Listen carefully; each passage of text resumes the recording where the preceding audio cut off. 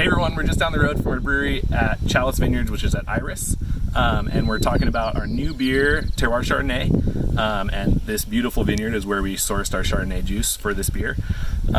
Next to me is Aaron. He's the winemaker here at Iris, and he's going to talk a little bit about what makes this vineyard rad. Yeah, so thanks, Brian. Good to have you here. And we're standing in front of our what we call our B3 Chardonnay block.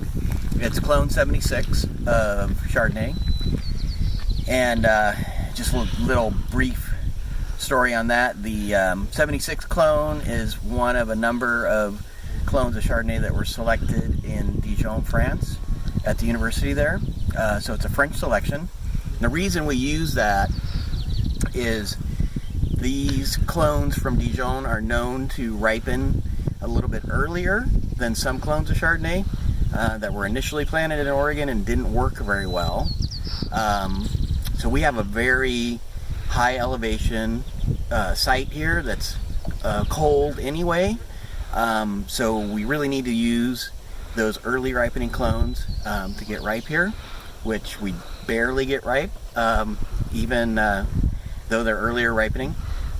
So Chardonnay is always the last thing we pick in our vineyard, and it's third to fourth week of October typically, which is quite late.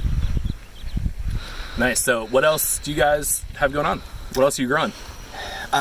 So we have some we have a lot of Pinot Noir, a number of different clones, again those early ripening ones.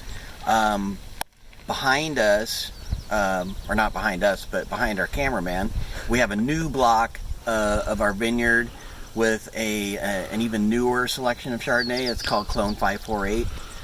We're going to get a crop off of that for the first time this year. We're pretty excited about it. It's supposed to be even earlier ripening and a little more fruit forward. Nice. Just kind of tropical flavors in it is what it's known for. We also put in an exciting new clone of Pinot Noir that's called 828.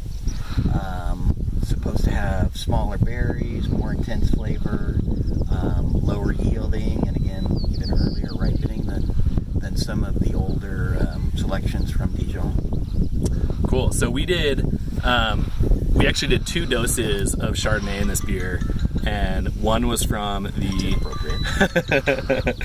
one was from the 17 harvest, and then which aged for a year, and then we dosed it back again with 18 harvest Chardonnay juice at bottling. So what were the 2 vintages like, 17 versus 18? 17 was a little bit cooler than 18, and we had really high yields in 17, meaning the vines set a lot of fruit. So we had really good weather during bloom in 2016 when the bud primordia formed for the following year, and then we had really good weather during bloom in 2017. So we had massive clusters with really big berries.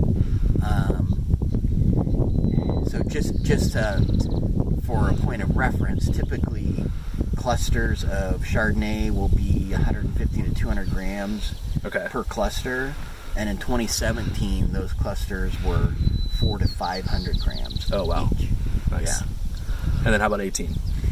18 was more average in terms of berry size and cluster size. Yields were still up a little bit over average, so we did have to drop a little bit of fruit to get the yields where we wanted them. Awesome. So like I said earlier, we brewed this beer in September of 2017. It primary fermented in stainless steel with our mixed culture, and then it went down into barrel with the first edition of Chardonnay juice, which was from that vintage. And then it aged for another year, and then we packaged it it was January, but we packaged it with the 18, the fresh juice from 18, as our sugar source for bottling. So this beer is a little more acidic than our previous white wine beer hybrids, but it's just really crisp, drinks really fresh, would pair with most things that Chardonnay pairs with. Hope you enjoyed our next release. It's tasting good. Thanks for doing this, Aaron. Cheers.